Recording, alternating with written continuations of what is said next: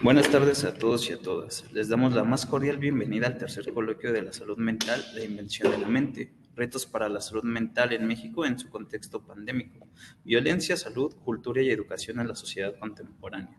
Queremos agradecer a la institución organizadora del evento, al Instituto Politécnico Nacional, el Sindicato Nacional de los Trabajadores de la Educación de la Sección 60 y la Invención de la Mente AC por hacer posible el presente evento. También queremos agradecer a la Universidad de Guanajuato por haber aceptado ser la institución invitada al coloquio y sobre todo al director del Centro de Estudios Científicos y Tecnológicos 5, Benito Juárez, el ingeniero Joaquín Rafael Buendía Santos, por haber permitido albergar dicho proyecto en las instalaciones que dignamente representa. Mi nombre es Juan Eduardo Martínez Mejía y seré el moderador de la ponencia que lleva por nombre Retos, experiencias y propuestas para enfrentar los problemas de la salud mental. A continuación daré pie a leer la semblanza curricular de la licenciada.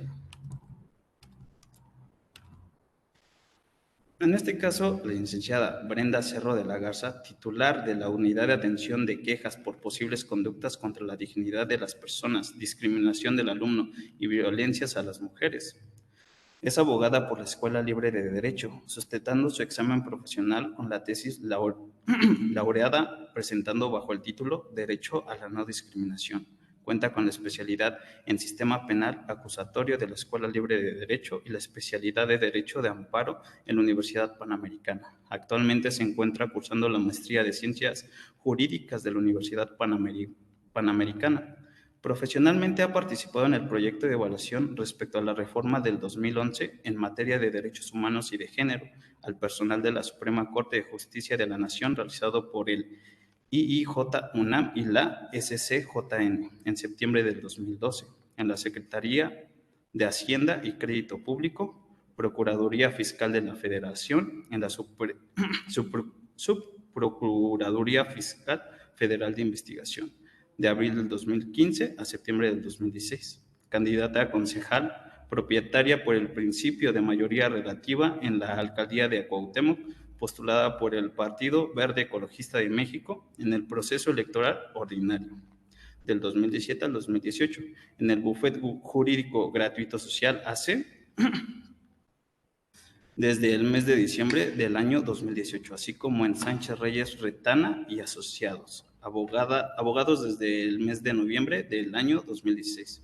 Es profesora adjunta de la cátedra Temas Selectos de Derechos Humanos en la Escuela Libre de Derecho, impartida por el maestro Agustín de Pavía Frías, curso 2016 a la fecha actualmente. Profesora de talleres de materia de Derecho Humano y Derecho Penal en el Centro Evaluador de Competencias, Defensa y Formación en Sinergia Capacitaciones, SEB y Conocer. Y profesora adjunta de la Cátedra Introducción al Derecho Penal en la Facultad de Derecho de la Universidad Panamericana, impartida por la maestra Edith B. Muciño Palacios. Sin más, le cedo el micrófono a la ponente.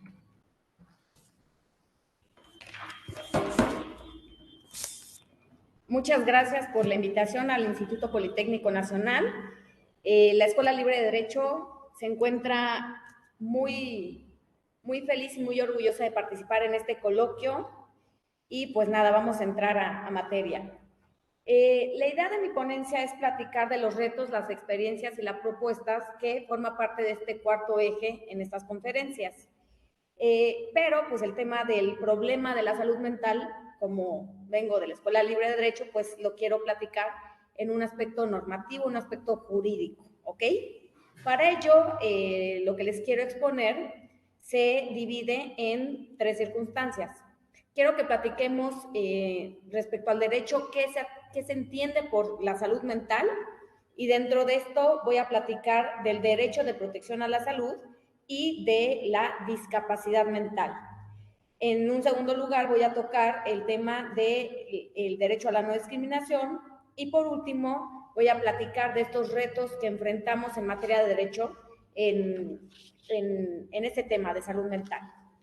En primer lugar, existe un derecho humano, que es el derecho de protección a la salud. Si atendemos a las características de este derecho, podemos ver que es un derecho social y es un derecho programático en primer lugar. ¿Por qué programático? Porque el Estado es quien ordena y da directriz para que se gestionen políticas públicas y toda la actividad del Estado está encaminada a la protección a la salud. Por eso es un derecho programático. El derecho de protección a la salud es un derecho prestacional porque el Estado brinda el servicio ya sea a través de sus instituciones, en sus hospitales, lo podemos ver con el IMSS, con el ISSSTE, etcétera, pero también a través de los particulares con la prestación de servicios que son los hospitales y a instituciones privadas, ¿ok? Y por último, pues el derecho a protección a la salud es un derecho humano que persigue el mismo bienestar del Estado. ¿Qué persigue el Estado al final de cuentas al constituirse? El Estado al estar formado por una población en un territorio, con normatividad, con una autoridad.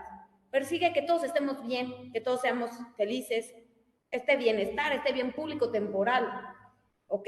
Entonces, la protección a la salud, pues eso busca que todas las personas tengamos un bienestar. Este derecho se encuentra en la Constitución en el artículo 4.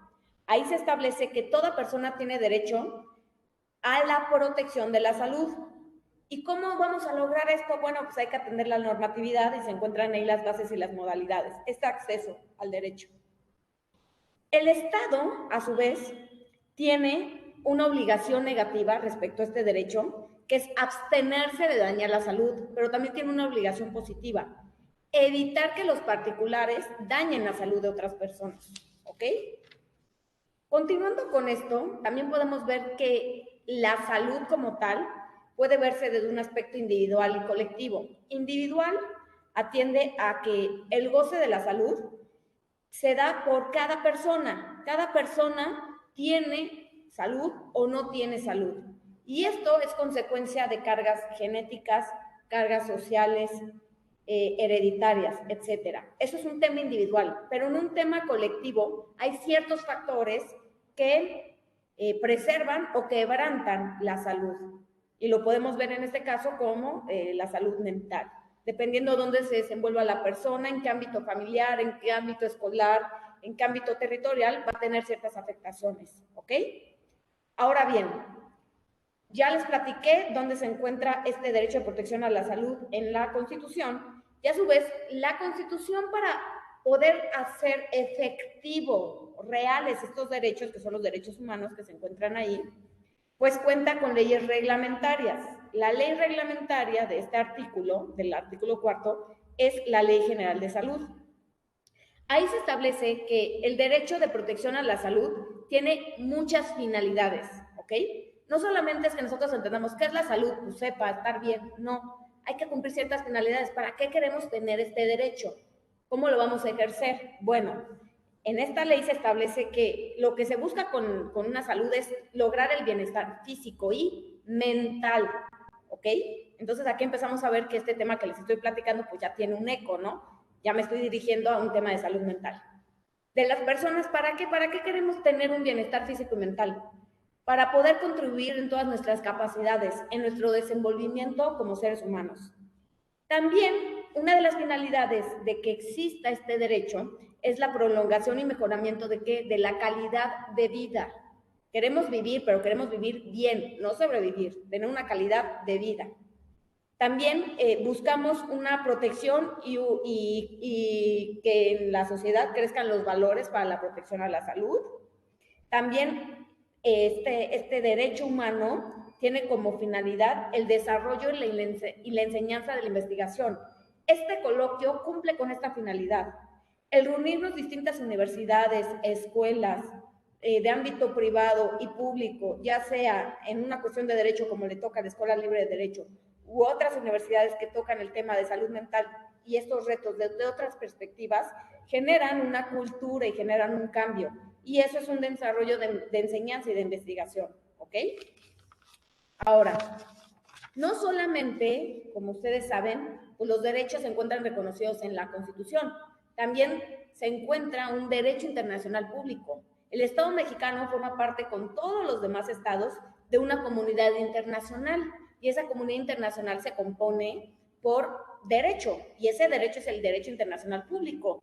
que puede derivarse de la costumbre, de los tratados internacionales, de la jurisprudencia, de principios, de resoluciones, etcétera, ¿ok?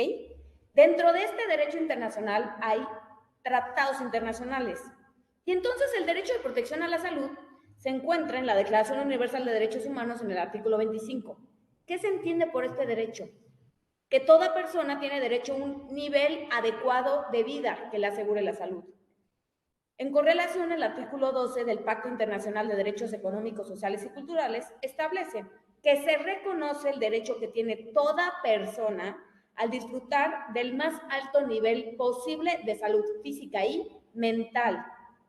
Vayan ustedes captando, vayan ustedes entendiendo, o espero yo así estarles transmitiendo el mensaje, que la salud mental no es menos que la salud física, no es menos que la salud emocional.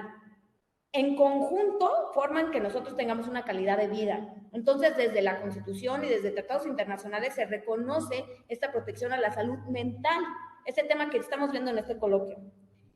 Ahora, el Comité de Naciones Unidas de este Pacto Internacional de Derechos Económicos, Sociales y Culturales, en la observación número 14, establece que por el concepto de más alto nivel posible de salud, debemos atender a las condiciones biológicas que tienen los seres humanos, pero no solamente pues somos un ser humano aquí con la piel, con mis células, etcétera. También yo formo parte de una sociedad. Entonces hay que atender a las condiciones socioeconómicas esenciales de las personas. Y aquí, algo fundamental para entender este derecho. El Estado no puede garantizar que tú, oyente, o que los que estamos aquí presentes, tengamos salud. El Estado no hay manera que garantice que yo, Brenda, no me contagie de COVID, que yo no tengo un cáncer, que yo no soy una persona con depresión. El Estado no puede garantizar eso. No puede el Estado introducirse a mi genética para ver si yo tengo herencia a tal enfermedad. Eso no lo puede hacer el Estado. Por eso no existe el derecho humano a la salud. Por eso yo me he referido al derecho de protección a la salud. ¿Ok? Eso es fundamental que lo entendamos. ¿Ok?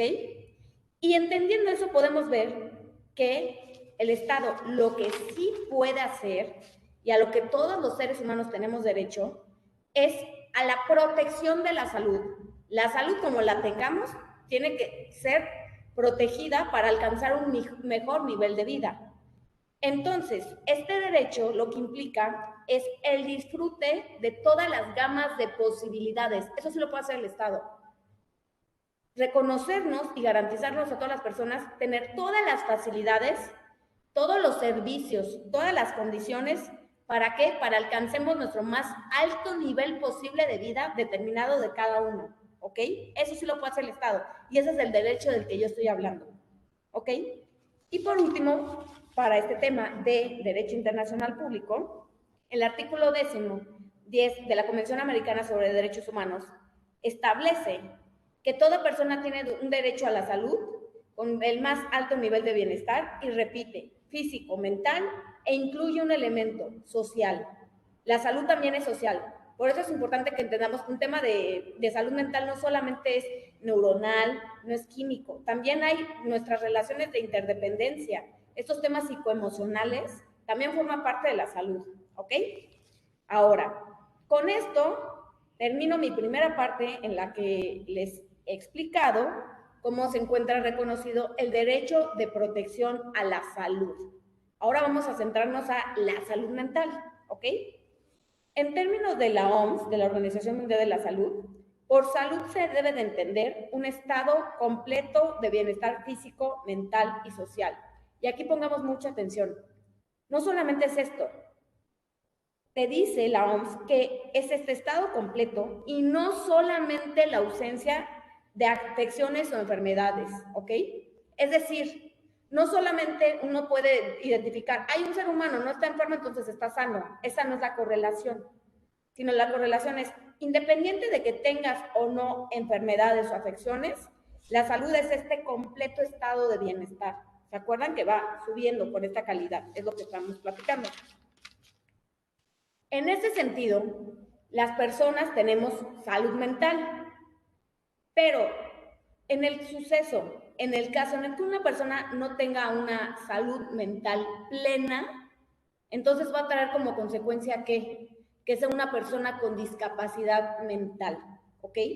Entonces, un primer reto que encontramos en el derecho para hablar del tema de salud mental es que nombremos a las instituciones y a los actos, a los hechos, a las circunstancias con su nombre. Si una persona no tiene salud mental, trae como consecuencia que es una persona con discapacidad mental. Y quitar la carga errónea cultural que existe de llamarle a una persona loco, tonto, tarado, etc. Incluso no se le debe decir a una persona que tiene esta afección, estás enfermo, estás discapacitado, eres minusválido, eres inválido. Tomemos la carga de la palabra.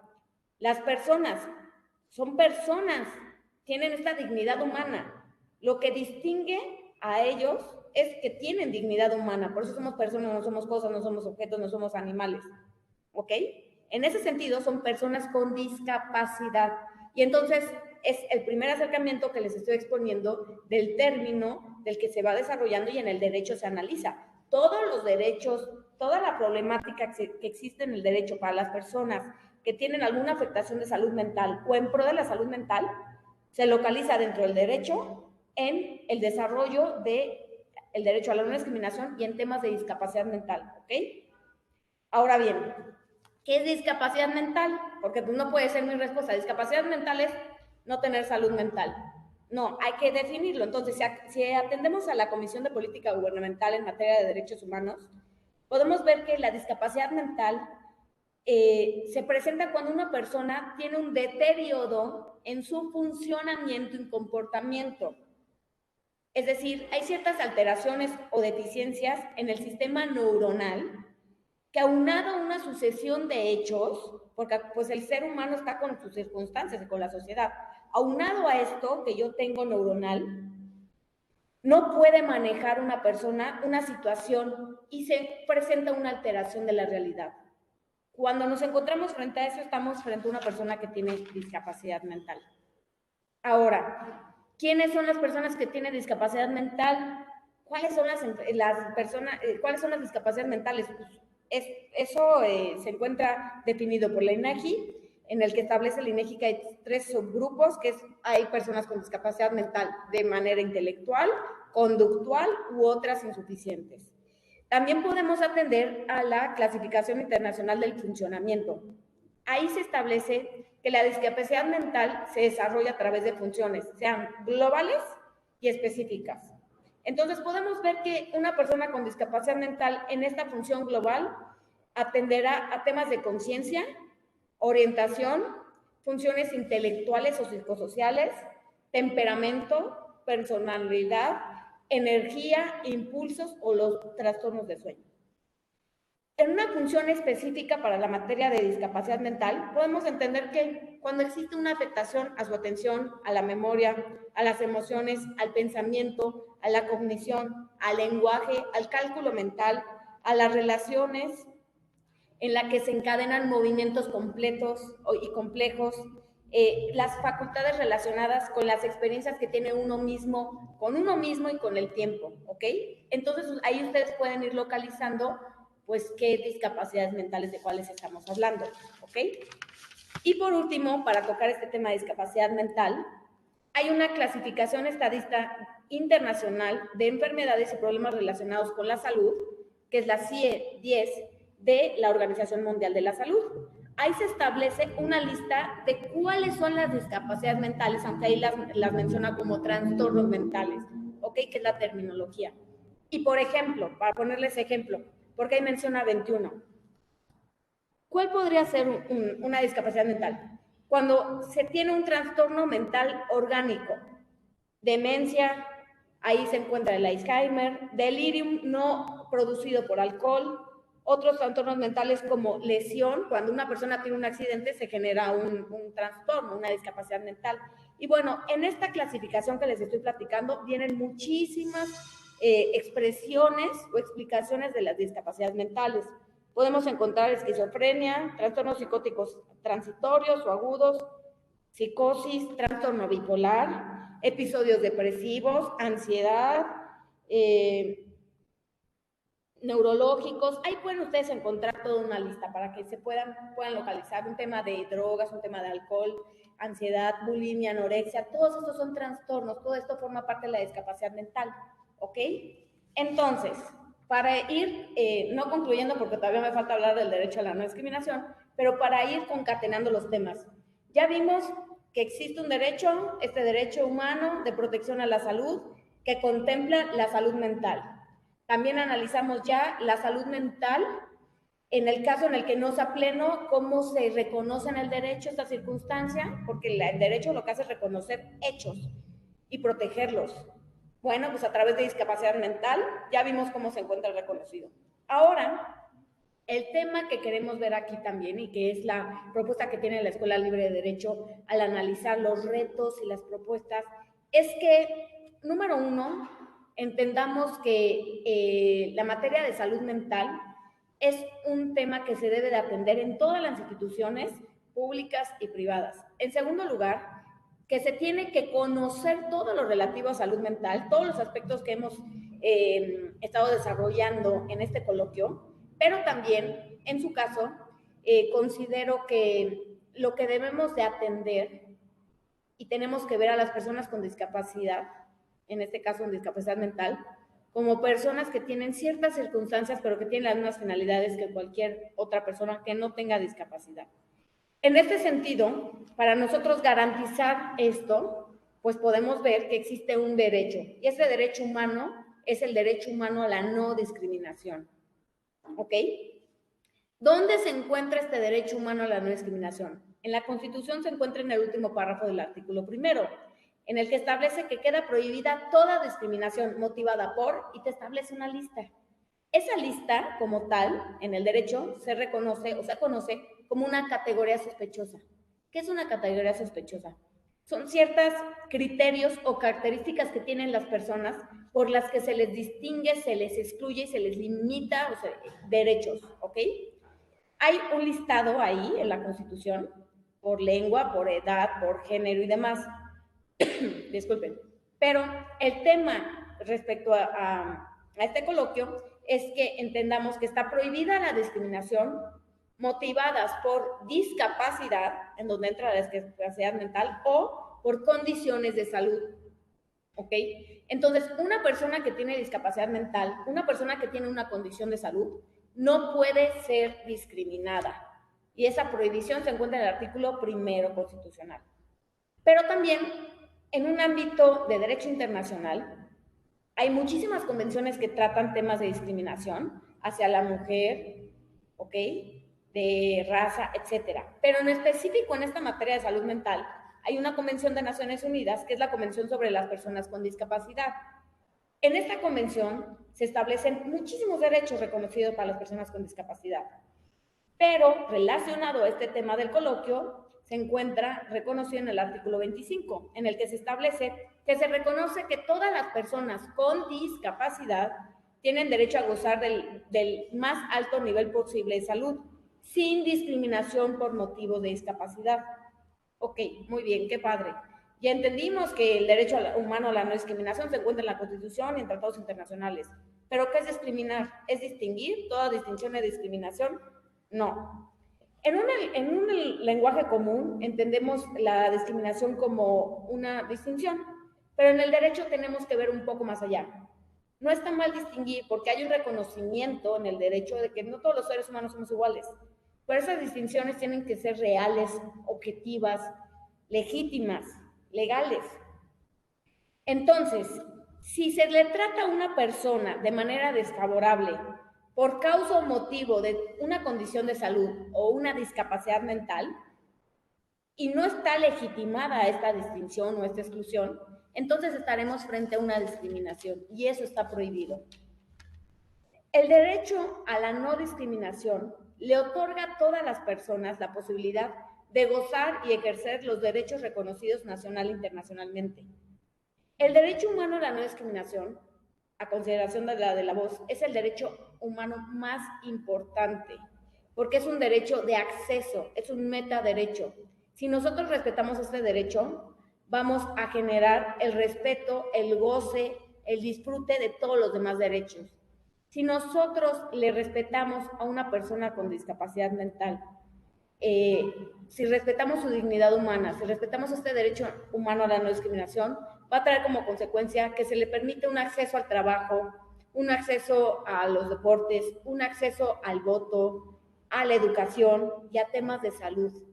Por eso, lo más importante y el reto más importante que tiene el derecho frente a materia de salud mental es llevar a cabo, como en este coloquio, una campaña de información para que las personas nos quitemos los estereotipos, los estigmas y todas estas cargas sociales que se tienen respecto a las personas con discapacidad mental. En México se reconoce un modelo social. El modelo social implica que las discapacidades son sociales. Las barreras que existen para las personas con discapacidad vienen de la sociedad. La sociedad es la que tiene que cambiar. ¿Y cómo podemos cambiar e igualar estas circunstancias? A través de una figura que se conoce como ajustes razonables. ¿Ok? Ahora, respecto a esta materia de discriminación, ustedes les suenan muchos temas que pueden ver en las noticias. De repente, si a alguien lo discriminan por cualquier motivo, no tiene que ser por discapacidad, ¿a dónde acude uno?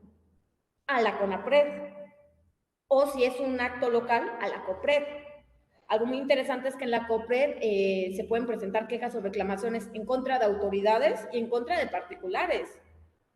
Y en la CONAPRED nada más por autoridades. Pero lo que quiero decirles es que existe una ley que regula esto y esta prohibición de no discriminación en la ley se encuentra en el artículo 4 que recoge lo del artículo 1 constitucional. ¿Ok? Entonces, teniendo este tema, podemos ver que si bien las personas con discapacidad mental, que ese es el reto que tiene el derecho, tienen circunstancias especiales, tienen las mismas finalidades que nosotros. ¿Cuáles son las finalidades? Vivir bien, tener una calidad de vida bien.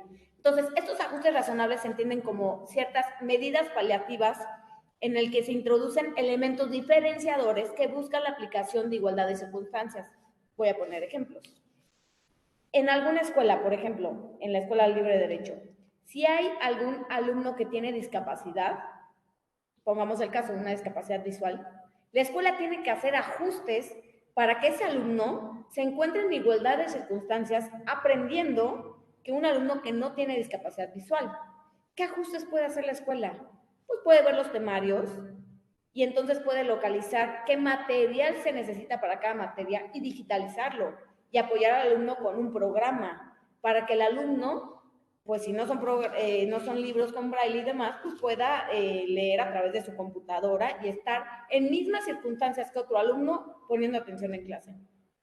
Ok, si tenemos a una persona con alguna discapacidad motriz, pues necesito rampas para que el alumno ingrese a la escuela y pueda ir a clase, ir al baño, ir a la cafetería y él se pueda desplazar. En el caso en el que él no se pueda desplazar, entonces darle el acceso a su sistema de apoyo, a un familiar o a alguien de alguna fundación. Esos son los retos que tiene el derecho. Aplicar ajustes razonables y no discriminar. Todo está en la normatividad. Créanme cuando les digo que a veces pecamos de tanta legalidad. Estos derechos ya se encontraban reconocidos, ya estaban en tratados internacionales, que son muy leguleyos y queremos todo el tiempo estar reformando y estableciendo leyes, etcétera. Pero eso ya existe. El tema y el problema realmente viene en la sociedad y en la cultura en el que necesitamos cambiar nuestro chip de estereotipos y de estigmas. Y lo podemos ver en un caso muy sencillo. Se tiene que identificar estos temas de discapacidad. Pongamos un ejemplo, y esto es consecuencia de la pandemia, que también tiene que ver con este coloquio. La pandemia lo que ha hecho es que los adolescentes o los jóvenes o muchas personas, pues dejamos de tener contacto con la sociedad y empezar ciertas afectaciones emocionales. Y también se pierden trabajos o hay problemas en casa, pues generan violencia. También podemos encontrar pues depresión, ansiedad, todo el tema de adicciones, temas psicoemocionales. Entonces, todos estos temas A veces uno dice, ay, esta persona es floja, no se levanta. Bueno, ya nos pusimos a analizar si esta persona tiene depresión, ya se le hicieron análisis, ya se le atendió psicológicamente, ya se le atendió psiquiátricamente, tiene una red de apoyo. Todos esos son temas que forman parte de la discapacidad mental, porque al final de cuentas las personas con discapacidad son personas vulnerables. Se encuentran afectadas ellos en sí mismos en su modo de pensar y actuar, por estas circunstancias que ya platicamos. Encuentran una afectación en la protección de sus propios intereses. A veces no los pueden defender y por eso necesita de los demás como sociedad y del Estado. También hay una afectación en su decisión. Acuérdense, lo más valioso que tenemos los seres humanos es la libertad. Y la libertad implica no solamente de tránsito, de voto, de expresión, también de decidir. Y las personas con discapacidad, bueno, la discapacidad es gradual, no siempre es igual, ¿ok? Ese es un tema que se tiene que ver. Pero también a veces sí pueden decidir, entonces hay que ver gradualmente qué discapacidad tiene una persona para saber en su calidad de vida qué puede o no hacer. Enfrentan una discriminación las personas con discapacidad y estoy consciente que el cambio que se tiene que hacer se da en estos foros. Hay que deconstruirnos como sociedad y entender que el derecho ha hecho ya su chamba y la chamba del derecho es proteger, es reconocer. Queda de nosotros dar un trato distinto. Quitar la carga de, este güey está loco, este es vicioso, este está enfermo. Hay que quitar esa carga negativa y reconocer a las instituciones y a las realidades como son. Y bueno, esa es la participación que tiene la Escuela Libre de Derecho en esta ponencia. Les queremos agradecer la invitación y la oportunidad que tenemos de platicar de estos temas. Somos una institución que está comprometida con la sociedad. Yo en el aspecto personal, como lo escucharon en la semblanza, el tema de no discriminación y de personas con discapacidad es un tema que me apasiona. Y pues nada, quedo a sus órdenes por si tienen alguna duda o comentario. Muchísimas gracias.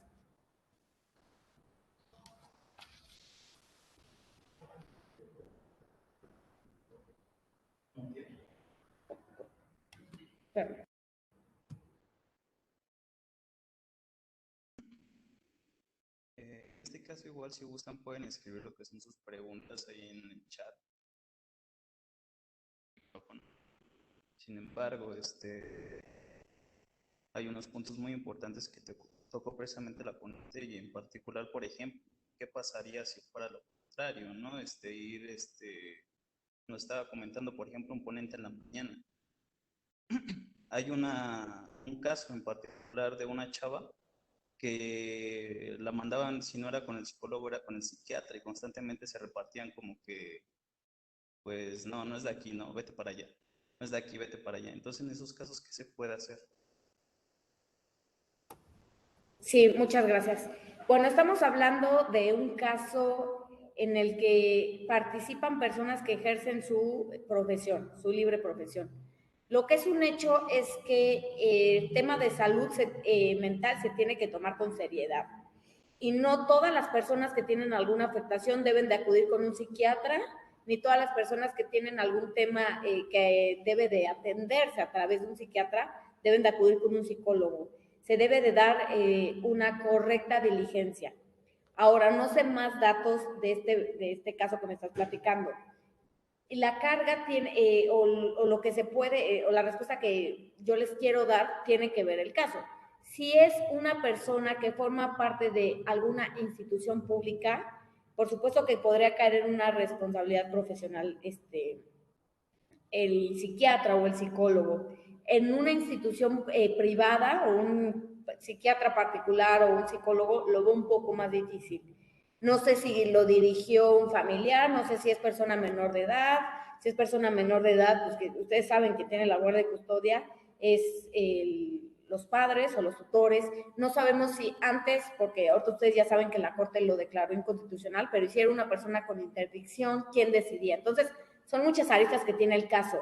Pero en primer aspecto yo les podrá decir, uno, que si este trato se da por un tema de discriminación, es decir, no quiero hablar tanto de la práctica profesional, porque en el caso de los psiquiatras pueden ir a CONAMED y hay arbitraje, hay delitos que por la responsabilidad profesional puedes presentar una denuncia, pero también hay un delito que es el de discriminación, y eso también se atiende. O en su caso presentar una queja en CONAPRED o en CUPRED. Tendría que ver el caso, pero por supuesto que si estamos viendo que un psiquiatra le pasa la bolita al psicólogo y están afectando a la persona con discapacidad mental, por supuesto que tiene consecuencias. Y si ustedes presentan, por ejemplo, alguna denuncia por discriminación, pongamos el caso en el que sea una paciente que diga, la verdad es que cuando yo me tuerzo el pie y me lo rompo, me atiende un doctor y me trata bien. Lo que no entiendo es cómo el doctor psiquiatra con el que voy, pues no me atiende bien, me siento discriminada y de repente avienta comentarios como que estoy loca, estoy enfermita, se desespera conmigo. Si son esas circunstancias, puedes presentar tu denuncia.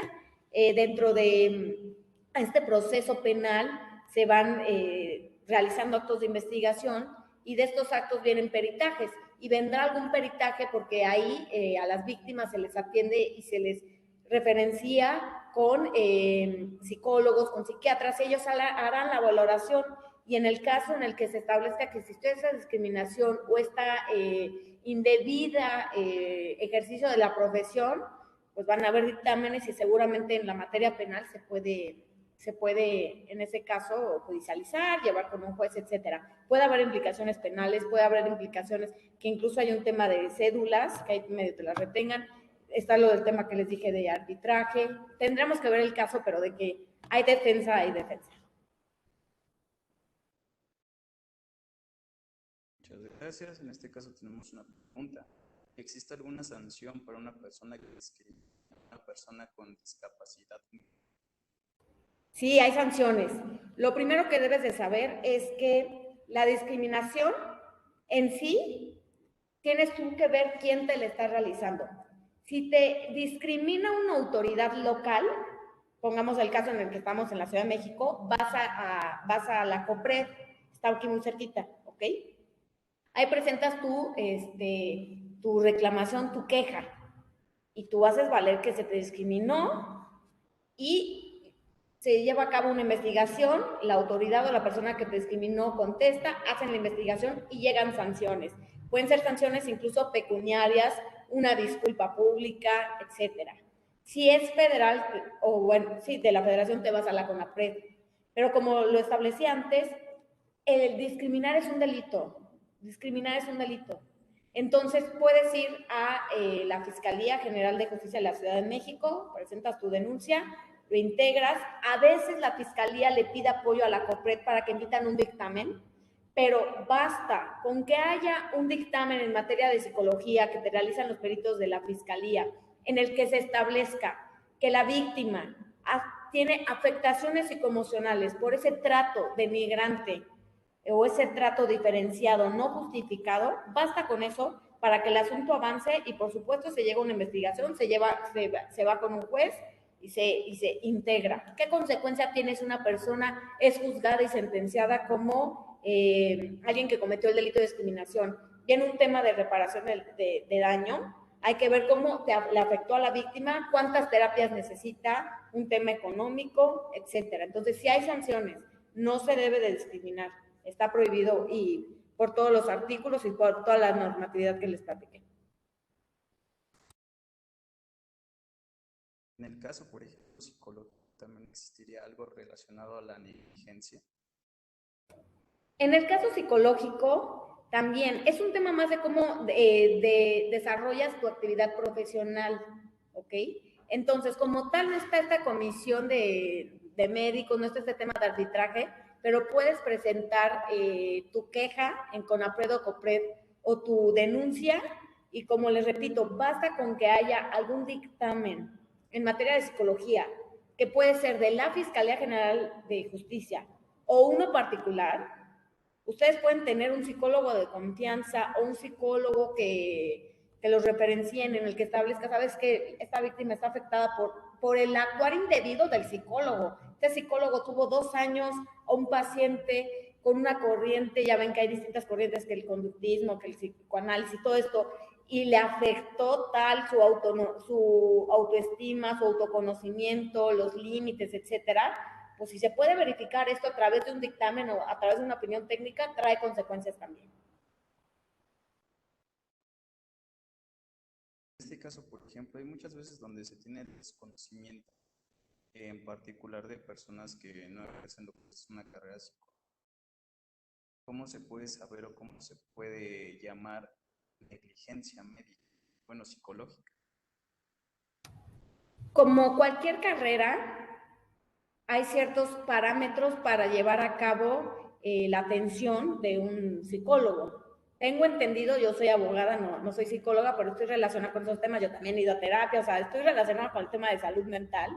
Tengo entendido que para que puedan brindar esta asesoría o esta atención, deben de tener una maestría. En eso me quedé yo, si estoy en lo erróneo, discúlpenme.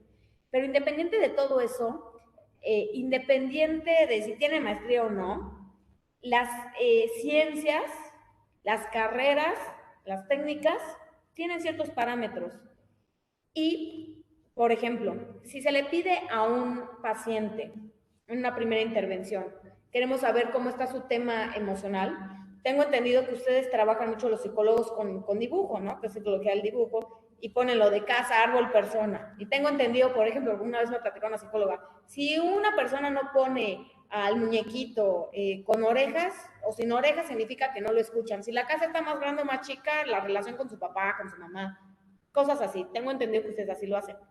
Que ustedes lleven a cabo ese análisis del dibujo, no es porque se les ocurrió, no es porque fueron ahorita a la tienda, se echaron un agua refrescante y dijeron, se me hace que la verdad trae problemas con su mamá. No, ustedes tienen una base científica, que son estudios, libros. Ustedes no solamente por su parecer o su feeling determinan si un paciente tiene tal trastorno o no y el tratamiento que debe de tener.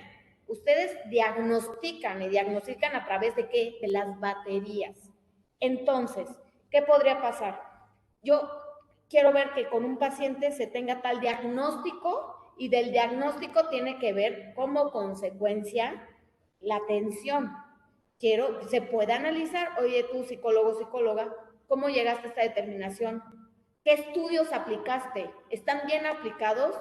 ¿Tomaste en cuenta este protocolo? ¿Tomaste en cuenta este parámetro? Etcétera. Eso se puede hacer y eso ustedes lo saben. ¿Saben qué estudios hacer para cada caso? Les quiero poner un ejemplo. No es un tema como de negligencia de psicólogo, pero como si tiene que ver. En alguna ocasión, en una conferencia que di, toqué un tema de cleptomanía. Las personas que no tienen la intención de robar, pero por ciertas circunstancias lo hacen.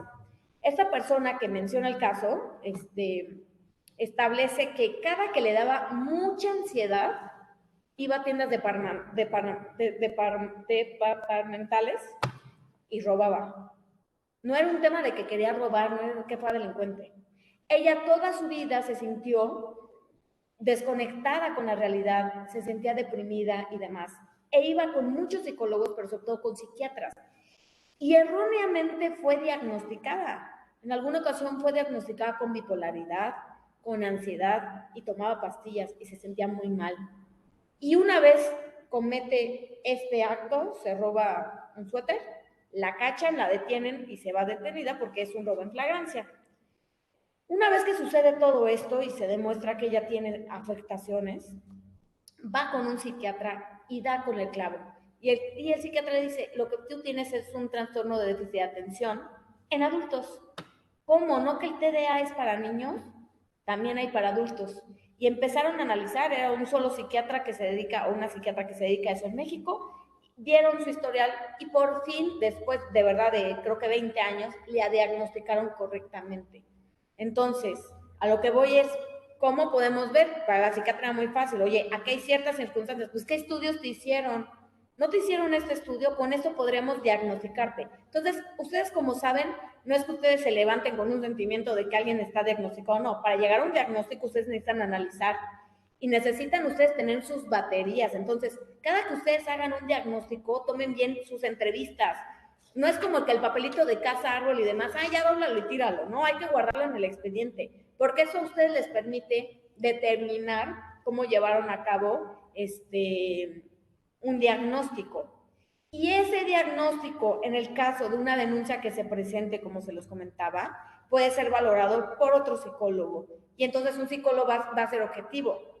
El psicólogo o el psiquiatra que valora el trabajo que hicieron ustedes, o que hizo un psicólogo o un psiquiatra, no va a ser el mismo que hicieron ustedes. ¿Por qué? Porque ustedes estudiaron a la víctima, ustedes estudiaron a la persona con discapacidad.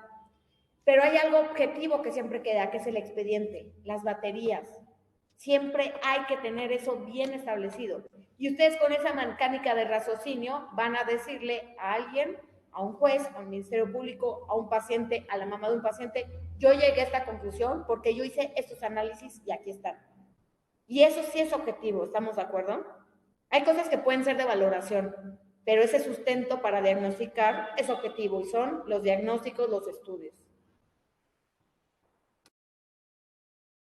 Y en este caso, ya abordándolo desde otro punto, hablando más del lado empresarial, por ejemplo, esta cuestión de la discriminación podría entrar en lo que es la NOM 035, la que actualmente no tiene mucho tiempo. Sí, esta NOM lo que te establece es un tema de convivencia en donde buscamos que no exista estrés, que exista un desarrollo con los trabajadores de salud mental. Entonces ahí se establece en esta NOM, por supuesto es muy importante, en esta NOM se establece ciertos factores de riesgo que existe en determinadas empresas, en determinadas personas morales, y lo que te va estableciendo es, cuando se tiene tal número de personas, les soy honesta, no recuerdo el número, pero por poner un ejemplo, 15 personas, se tiene que cumplir con esto, más de tal con esto, con esto. Y ahí se establece que se deben de hacer análisis de riesgo. Esos análisis de riesgo los hacen los psicólogos. Hay que ver si el trabajo que tú estás realizando te puede generar un riesgo. ¿Qué trabajo? No es lo mismo un trabajo godín de 8 a 2 de la tarde a uno de 6 de la tarde a 4 de la mañana. ¿Qué circunstancias físicas? ¿Qué circunstancias físicas? Me refiero al entorno, pero también del trabajo. ¿Cómo está el estrés? ¿Cómo se va desarrollando tu tema emocional? Entonces, la NOM 035 la tenemos que cumplir. Todos los particulares que trabajamos en algún lado. Y se tienen que hacer exámenes y diagnósticos. Primero se hacen, acuérdense, estos exámenes, se hacen los diagnósticos y los programas de salud mental. Y se tiene a un médico y se tiene un psicólogo que va atendiendo estos temas en la NOM 35. Entonces, todo ese tema, por supuesto, que tendrá relevancia. Si una persona moral, si una empresa no cumple con esa NOM 35, si no cumple con esto, si le ha salido en una evaluación que hay riesgos y no los atiende, trae consecuencias administrativas también. Por supuesto que sí.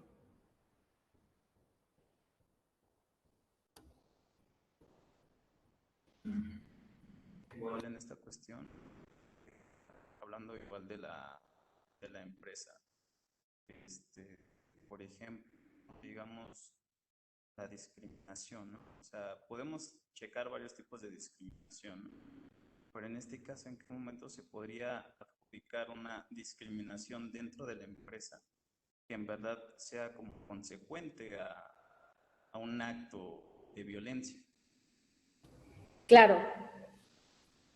La discriminación en sí se presenta de varias maneras. Hay discriminación directa e indirecta.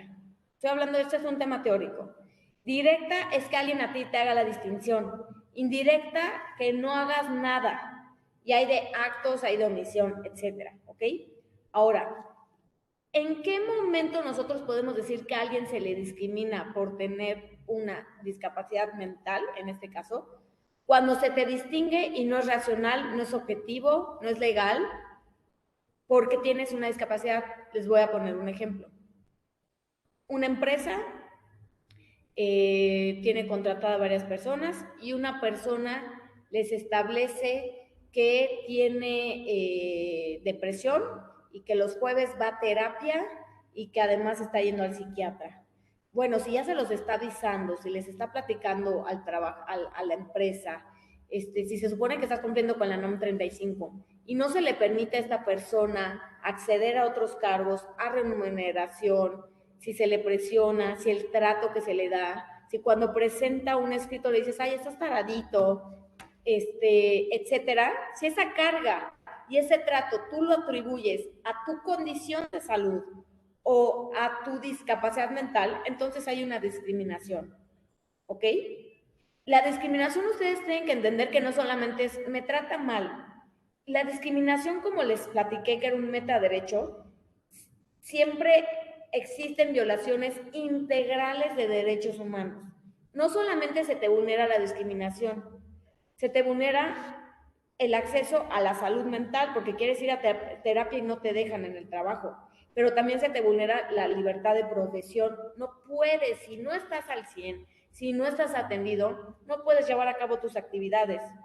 Y así lo podemos ir viendo en muchísimas otras circunstancias, en materia educativa, cuando no se le permite a un adolescente acceder a la prepa porque pues tienes TDA y sabes que el chavo es muy rebelde, pues ya viste si tiene alguna discapacidad, ya viste cómo están los temas de casa, ya lo analizaste, ya lo resolviste, entonces ustedes así lo pueden ir lo pueden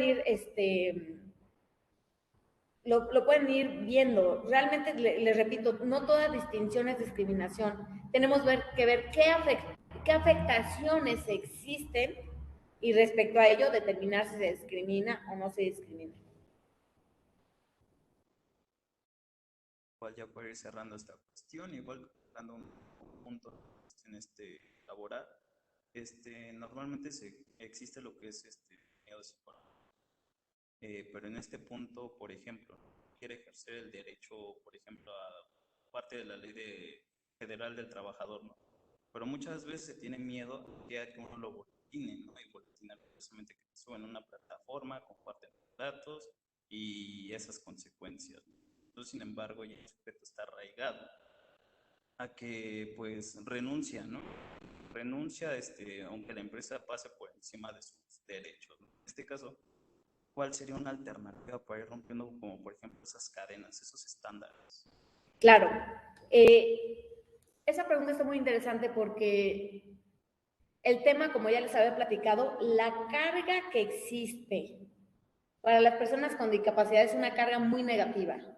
A veces la gente piensa que una persona con discapacidad no es funcional, que es una persona pues, que no le echa ganas, ¿no? Etcétera. Lo primero que ustedes deben de saber en materia laboral es que todas estas cuestiones son datos privados, son datos personales, en donde pues, si se te boletina hay consecuencias legales, penales y también laborales. Eso es lo que ustedes tienen que saber. Las personas con discapacidad tienen que ser acogidas, pero no en un ámbito de víctima, de, ay, pobrecito, hay que acogerlo. No, en un ámbito de, ¿sabes qué? ¿Tienes algún miedo o estas circunstancias que están platicando obran en el expediente? Eso lo ve la persona que se dedica a recursos humanos, pero no tiene que estarle diciendo al jefe, al secretario.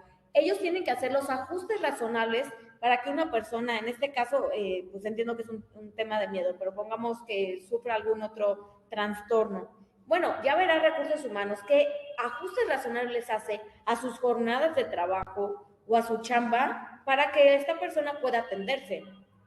Si vemos que esta persona tiene estos miedos, estas circunstancias que le generan estrés y ansiedad, y te platica que los jueves quiere ir a terapia, es necesario que esta persona tú le boletines con todos los recursos humanos, con los del trabajo, con el jefe, que esta persona tiene esto. No es más fácil hacer un ajuste razonable y decirle, está bien, ¿cuánto dura tu sesión? 1 hora, 2, ok, vete a tu casa, toma ahí tu consulta y trabaja desde tu casa, y si tu horario acaba a las 7, ¿sabes qué? A las 8, extiéndete 1 hora, o toma la consulta a la hora de la comida. Eso lo pueden hacer, eso lo deben de hacer las empresas. Entonces, boletinar y demás son discriminación. ¿Qué trae como consecuencia? Pues si se rompe esta relación laboral, como lo sabemos, pues es ilegal, ¿no? Seguramente presentas tu demanda en el tribunal, bueno, ya es tribunal, era junta, pero ahorita con la reforma ya es tribunal y seguramente la ganarás y presentas tu denuncia y seguramente procederá. En este caso, sin más que decir, agradezco a la licenciada Brenda que haya podido presentarse igual a los observadores que están aquí con nosotros, formar parte de este tercer Nada, les agradezco mucho su atención y la invitación al Instituto Politécnico Nacional y seguramente nos encontraremos el siguiente año participando y muchísimas gracias. Que tengan bonita tarde.